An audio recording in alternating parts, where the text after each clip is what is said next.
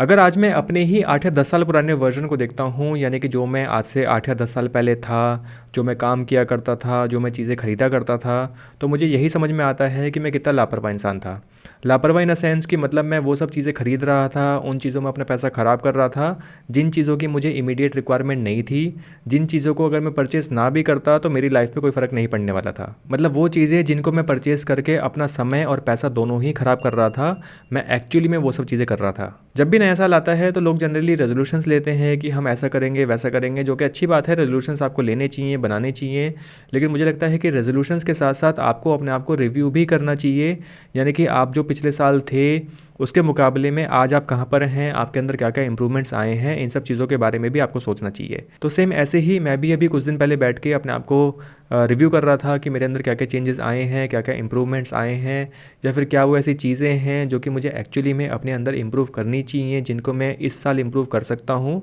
तो ऐसे ही कुछ 5 मोटी-मोटी बातें निकल के आई हैं, जो कि पिछले साल की तो नहीं है, लेकिन हाँ, पिछले 8-10 साल, 7 साल की अगर मैं बात करता हूँ, तो मेरे अंदर एक्चुअली में इम्प्रूव हुई हैं और मुझे ऐसा लगा कि मुझे आप लोगों के साथ ज़रूर शेयर करनी चाहिए। आई एम श्योर आपके लिए हेल्पफुल होंगी और आप भी हो सकता है इन चीज़ों को अपनी लाइफ में इम्प्लीमेंट करें।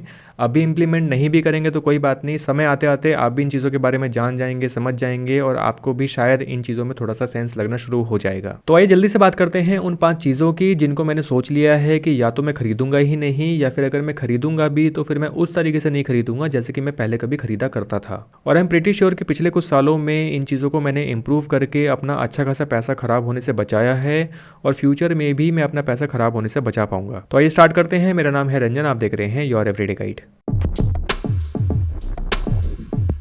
तो सबसे पहली चीज़ जो आती है जिसको मैंने करना बिल्कुल बंद कर दिया है, वो है बाइंग थिंग्स ऑन सेल। ये एक ऐसा काम है जो कि मैंने अपने अर्ली 20s में सबसे ज़्यादा किया है, यानी कि वो समय जब मेरी नई जॉब लगी थी, मैंने नया नया पैसा कमाना स्टार्ट किया था। मैंने एक्चुअली में उस समय में अपना सबसे ज़्यादा पैसा सेल्स में बर्बाद किया है। आप भी कहेंगे कि यार अजीब बात कर रहे हो, सेल में किसी चीज़ को खरीदने से पैसा कैसे ख़राब हो सकता है। सेल में तो एक्चुअली में आइटम्स जो हैं वो सस्ते में मिलते हैं, 30%, 40% या 50% डिस्काउंट में मिलते हैं। तो ऐसे में परेशानी क्या है, ऐसे में पैसा ख़राब कैसे हो सकता है। बस यही वो ट्रैप है जिसमें मुझे लगता है कि 99% जनता फंसी हुई है। कुछ भी उल्टा सीधा आइटम परचेस करने को लोग तैयार हैं, सिर्फ इसलिए क्योंकि वो आइटम्स आपको डिस्काउंट में मिल रहे हैं, सेल में मिल रहे हैं। अब ये कैसे है, ये मैं आपको समझा देता हूँ। देखिए, कोई भी इंसान किसी भी चीज़ को परचेस क्यों करता है, इसके मोटे मोटे 3 रीज़न मुझे समझ में आते हैं। सबसे पहला रीज़न ये है कि आपको उस चीज़ की बहुत ज़्यादा रिक्वायरमेंट है, उसके बिना आपका काम नहीं चल पा रहा है, तो आपको वो चीज़ परचेज़ करनी ही करनी है, फिर चाहे कुछ भी हो जाए। ये तो हो गया पहला रीज़न। दूसरा रीज़न ये है कि आपने कोई चीज़ अपने दोस्त या रिश्तेदार के पास देख ली है, आपको ऐसा लगने लगा है कि आपके पास भी वो चीज़ होनी चाहिए, वो चीज़ आपके पास होगी तो आपकी लाइफ और भी ज़्यादा आसान हो जाएगी। तो एक तरह से आपने एक ज़रूरत बना ली है कि आपके पास वो चीज़ होनी चाहिए, इसलिए आप वो आइटम खरीदते हैं। तीसरा रीज़न, आपको कोई चीज़ डिस्काउंट में मिल रही है, सेल में मिल रही है, 30-40% डिस्काउंट में मिल रही है।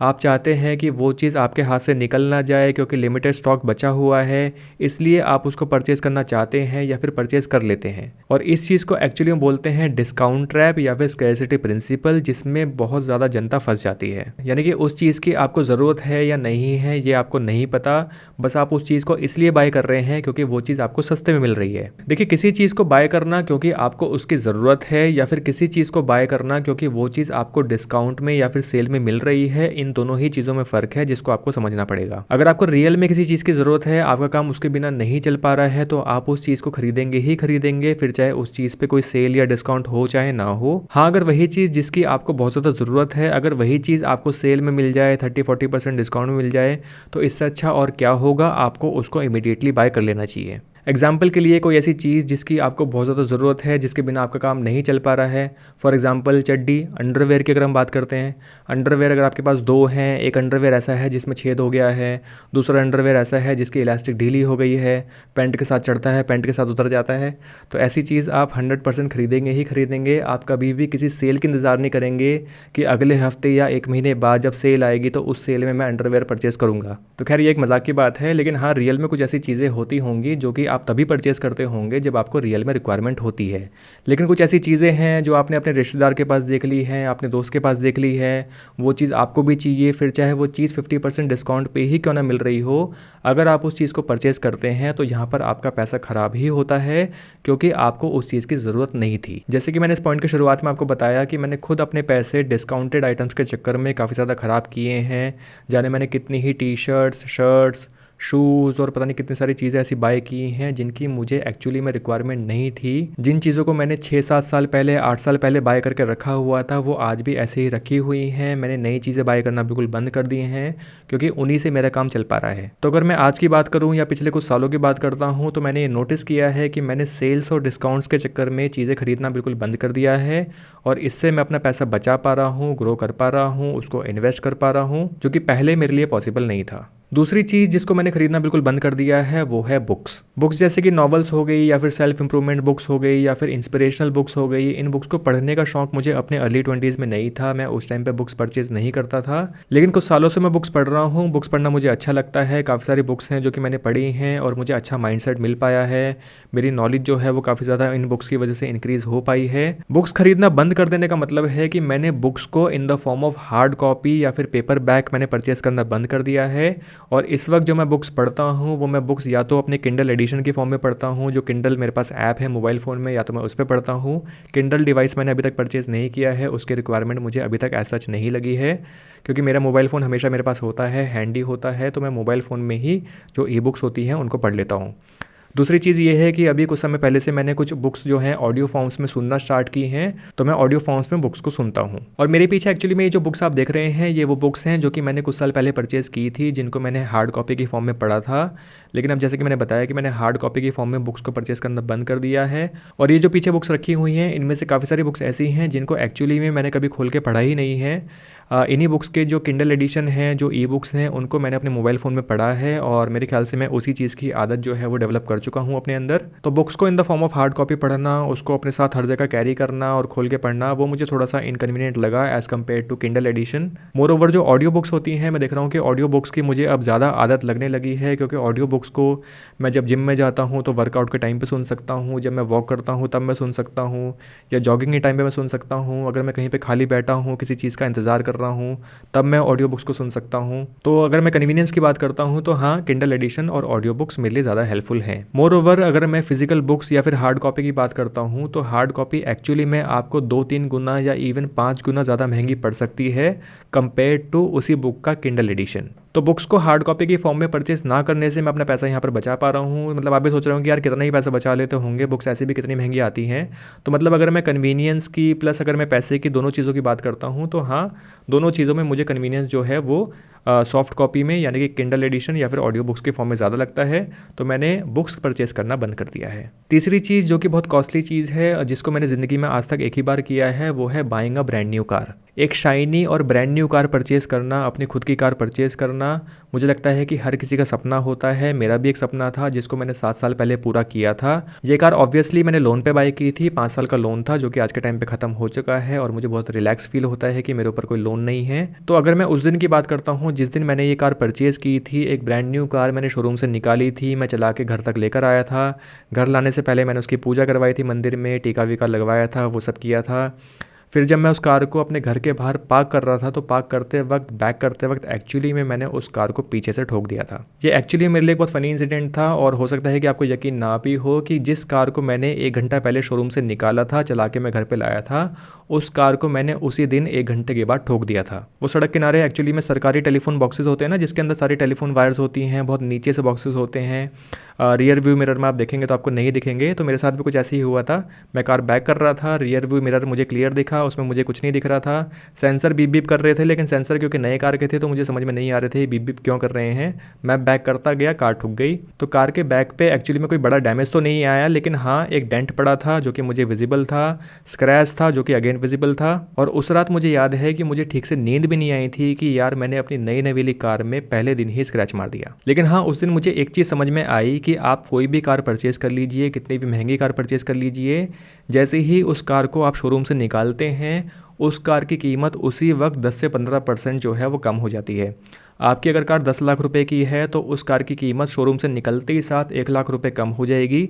उस कार की कीमत अब सीधे सीधे 9 लाख रुपए रह जाएगी। और गलती से अगर आपने मेरी तरह उस कार को कहीं पे ठोक दिया या फिर कोई बड़ा डैमेज आ गया तो आप खुद सोच लीजिए उस कार की कीमत कितनी ही रह जाएगी। तो अब से मैंने डिसाइड कर लिया है कि जब भी मैं अपनी नेक्स्ट कार बाय करूँगा, नेक्स्ट कार मैं कब बाय करूँगा मुझे नहीं पता। इस कार को चलाते चलाते 7 साल हो गए हैं, बढ़िया चल रही है, अभी मेरा बेचने का बिल्कुल भी प्रोग्राम नहीं है। 9-10 साल हो जाएंगे या 11 साल हो जाएंगे, हो सकता है कि उस टाइम पे मैं एक अगली कार परचेज़ करूँ। तो जब भी मैं अपनी अगली कार परचेज़ करूँगा मैं हमेशा एक सेकेंड हैंड कार ही बाय करूँगा, क्योंकि उसी में मुझे अपना ज़्यादा फ़ायदा दिखाई देता है, उसी में मैं अपने लाखों रुपए बचा सकता हूँ। तो अगर मैं अपनी खुद की बात करता हूँ तो मुझे जितना समझ में आया है, मुझे यही समझ में आया है कि अगर मैं एक सेकेंड हैंड कार परचेज़ करता हूँ तो मेरे ख्याल से मैं उसमें ज़्यादा खुश रहूँगा। अगर उस पर कोई छोटा मोटा स्क्रैच पड़ जाता है तो मुझे चिंता नहीं होगी और मुझे रात को नींद भी अच्छी आ जाएगी। चौथी चीज़ आ जाती है बाइंग न्यू क्लोथ्स या थिंग्स ऑन ओकेजन्स। ये एक ऐसा काम है जो कि मुझे एक काफ़ी मनी वेस्टिंग काम लगने लगा है। मतलब किसी भी ओकेजन पे नए कपड़े खरीद लेना, किसी की शादी है तो कपड़े खरीदना, किसी की सगाई है, रिसेप्शन है या बर्थडे पार्टी है, उसके लिए नए नए कपड़े खरीदते रहना। मतलब वही अपना 1-2 घंटे का एंटरटेनमेंट करने के लिए, फ़ोटो खिंचवाने के लिए नए नए कपड़े खरीदना, पैसा खर्च करना, मतलब मुझे ये काम बिल्कुल भी सेंसिबल काम नहीं लगता। अगर मैं ऑनेस्टली बताऊँ तो एक समय था जब मैं भी इन चीज़ों के बारे में सोचता था, लेकिन मुझे आज के समय में ऐसा लगता है कि किसी को कुछ फ़र्क नहीं पड़ता कि आप क्या कपड़ा पहनते हैं, क्या कपड़ा पहन के वहाँ पे खड़े हैं, या फिर अगर आप किसी की शादी में जाते हैं, वहाँ से चले जाते हैं तो शायद उसको याद भी ना हो कि आपने क्या चीज़ पहनी थी। और सच बताऊँ तो अगर किसी को इस चीज़ का फ़र्क पड़ता है कि आपने क्या पहना है, कैसे पहना है, तो मेरे ख्याल से वो इंसान बीमार है, उसको अपना इलाज करवा लेना चाहिए। अगर कहीं पर मेरे कपड़े मेरी प्रेजेंस से ज़्यादा इंपॉर्टेंट हैं सामने वाले इंसान के लिए, तो उस इंसान के लिए मेरे पास एक ही शब्द होगा, गेट लॉस्ट या फिर गेट वेल सून। मैंने इस चैनल पे जितनी भी वीडियोस बनाई होंगी, मुझे नहीं लगता कि किसी को भी फ़र्क पड़ता है कि मैंने उस वीडियो को बनाते वक्त, उस वीडियो में कुछ बताते वक्त क्या कपड़े पहने हुए थे, वो कपड़े मैंने कितनी बार पहने थे। मेरे ख्याल से अगर आपको फ़र्क पड़ता है तो सिर्फ इस चीज़ से फ़र्क पड़ता है कि मैं आपको क्या बात बता रहा हूँ, वो चीज़ आपके लिए नॉलेजेबल है या नहीं है, वो कंटेंट आपके लिए इंपॉर्टेंट है या नहीं है। मैंने क्या पहना है, क्यों पहना है, कितनी बार पहना है, इससे किसी को कोई फ़र्क नहीं पड़ता। और एक्चुअली में हो सकता है कि मेरे ये कहने के बाद ही आपकी नज़र इस चीज़ पे गई हो कि इस वक्त मैंने क्या पहना है, और यही चीज़ मैंने अपनी पिछली 1-2 वीडियो में भी पहना था। तो अननेसेसरी कपड़ों पे अपने पैसे खर्च करना, फिर चाहे वो कपड़े आपको 50% डिस्काउंट में मिल रहे हों या 70% डिस्काउंट में मिल रहे हों, मुझे लगता है कि एक बेकार का काम है। पांचवी चीज़ जो मैंने परचेज़ करना बंद कर दी है वो है हाई मेंटेनेंस आइटम्स। मैंने वो हर चीज़ परचेज़ करना बिल्कुल बंद कर दिया है जिस चीज़ को मेंटेन करने में मुझे परेशानी हो सकती है, या फिर जो चीज़ें एक्चुअली में ज़्यादा मेंटेनेंस मांगती हैं। अभी कुछ समय पहले ही मेरी वाइफ का मन किया कि हम अपने घर में एक फ़िश एक्वेरियम लगाते हैं, दिखने में काफ़ी सुंदर लगता है, तो एक बड़ा सा फ़िश एक्वेरियम जो है वो अपने घर में लगा लेते हैं। ऑब्वियसली क्योंकि एक फ़िश एक्वेरियम उसने पड़ोसी के घर में देख लिया था, लेकिन एक फ़िश एक्वेरियम अपने घर में रखना मुझे लगता है कि एक काफ़ी हाई मेंटेनेंस आइटम है, उसको रेगुलर मेंटेनेंस की रिक्वायरमेंट होती है, बहुत ज़्यादा सिरदर्दी होती है, जो कि एटलीस्ट मेरे लिए पॉसिबल नहीं है कि मैं उस चीज़ को मेंटेन कर पाऊँ। दूसरी चीज़ जिसका मुझे खुद भी काफ़ी ज़्यादा शौक था वो था प्लांट्स या फिर पौधे घर में रखने का। तो मैंने बहुत सारे पौधे खरीदे थे, लगभग 15-20 पौधे छोटे छोटे गमलों में मैंने खरीदे थे, जो कि दिखने में मुझे नर्सरी में बहुत ज़्यादा सुंदर लग रहे थे, लेकिन घर आने के ही 1 हफ्ते या 10 दिन बाद वो पौधे या तो ख़राब होने लगे थे, पीले पड़ने लगे थे, उनके पत्ते झड़ने लगे थे। क्योंकि जो पौधे होते हैं इनको भी काफ़ी ज़्यादा मेंटेनेंस की रिक्वायरमेंट होती है, और गलती से भी अगर हम कभी 1 या 2 दिन के लिए घर अपना बंद करके कहीं बाहर चले जाते थे तो ऑब्वियसली हमें कोई भी पौधा अपने सही शेप में नहीं मिलता था। तो ऑब्वियसली प्लांट्स का ख़राब होना या फिर प्लांट्स मर जाएँ तो मतलब अंदर से भी दुख होता है कि यार जो प्लांट इतना हरा भरा था, अच्छा खासा था, मैं उसको ठीक से मेंटेन नहीं कर पाया, या कहीं चला गया या जाना पड़ गया, वो प्लांट इसलिए ख़राब हो गया। तो मतलब ये सब चीज़ें मुझे काफ़ी ज़्यादा मेंटेनेंस वाली चीज़ें लगती हैं, तो इन चीज़ों को अब मैंने परचेज़ करना बंद कर दिया है। और पौधों की कॉस्ट जो है वो आजकल काफ़ी ज़्यादा बढ़ भी गई है, तो मतलब बेकार में अपना पैसा क्यों खर्च करना जिन चीज़ों को आप मेंटेन नहीं कर सकते। और ये जो पौधा आप मेरे बराबर में देख रहे हैं ये एक्चुअली में एक प्लास्टिक का प्लांट है, इसको मैं वॉशिंग मशीन में धो दूँ, तार पर सुखा दूँ, इस पर कोई फ़र्क नहीं पड़ेगा। मैं ये नहीं कह रहा कि आप प्लास्टिक के प्लांट्स ही खरीद के अपने घर में रख लीजिए। ये प्लांट बस मेरी वीडियोस में अच्छा लगता है, बराबर में रखा रहता है, इसलिए मैंने यहाँ पर इसको रखा हुआ है। तो फाइनली मैंने वो हर एक चीज़ खरीदना बंद कर दिया है जिसको मेंटेन करने में या तो मेरा बड़ा खर्चा होगा या फिर जिसको मेंटेन करने का मेरे पास टाइम नहीं होगा। ऐसा करने से मैं अपना समय भी बचा लेता हूँ, अपना पैसा भी बचा लेता हूँ, और मेरा माइंड भी शांत रहता है। तो दोस्तों ये थी वो मोटी मोटी 5 चीज़ें। वैसे तो लिस्ट मेरे पास बहुत बड़ी है। अगर मैं और दूसरी चीज़ों की बात करता हूँ, जैसे कि बर्थडेज़ पे अननेसेसरी पैसा खर्च करना, शादियों में अननेसेसरी पैसा खर्च करना, फेस्टिवल फेस्टिवल्स पे अननेसेसरी चीज़ें खरीद के घर में रखना, उन पे पैसा बर्बाद करना, कार एक्सेसरीज़ हो गई, बाइक एक्सेसरीज़ हो गई, उनमें अपना पैसा खर्च करना। मुझे याद है कि जब मैंने अपनी कार खरीदी थी तो उस कार के अंदर मैंने 5 साल तक एक भी एक्सेसरी नहीं लगवाई थी, छोटी से छोटी एक्सेसरी भी नहीं लगवाई थी। 5 साल बाद मैंने उस कार के एक्चुअली में हॉर्न चेंज करवाए थे, वो सिर्फ इसलिए क्योंकि पहले वाले हॉर्न जो थे वो काफ़ी डल हो गए थे। इवन अभी 1 साल पहले यानी कि कार को खरीदने के 6 साल बाद मैंने उस कार के सीट कवर्स चेंज करवाए हैं, क्योंकि पहले वाले सीट कवर जो हैं वो गंदे हो गए थे और फटने लगे थे। अब आप इस चीज़ में मुझे महाकंजूस कहिए, कुछ भी कहिए, मुझे फ़र्क नहीं पड़ता, बट हाँ ये वो चीज़ें हैं जिनमें मुझे अपना पैसा बेकार में डालना अच्छा नहीं लगता और मैंने ये काम करना बिल्कुल बंद कर दिया है। जैसे कि मैंने कहा था कि हो सकता है कि आपको अभी ये सब चीज़ें समझ में ना आए, लेकिन जैसे जैसे समय बीतेगा, जैसे जैसे आपका एक्सपीरियंस बढ़ेगा, आप चीज़ों को एक्चुअली में एक्सपेरिमेंट करेंगे, कुछ चीज़ों में आपकी गलतियाँ होंगी, मिस्टेक से आप सीखेंगे, तो ये चीज़ें आपको एक्चुअली में सेंसिबल लगने लगेंगी। तो दोस्तों आई होप ये वीडियो आपके लिए हेल्पफुल रही होगी और मेरे जो अपने एक्सपीरियंसेस हैं, जो मेरी अपनी मिस्टेक्स हैं जो मैंने पास्ट में की हैं, उससे आप एक्चुअली में कुछ सीख पाएंगे। तो अगर ये वीडियो आपको अच्छी लगी है तो इस वीडियो को लाइक करके मुझे ज़रूर बताएं और चैनल को सब्सक्राइब करना मत भूलिएगा। जल्दी ही मिलते हैं नेक्स्ट वीडियो में। Thank you for watching.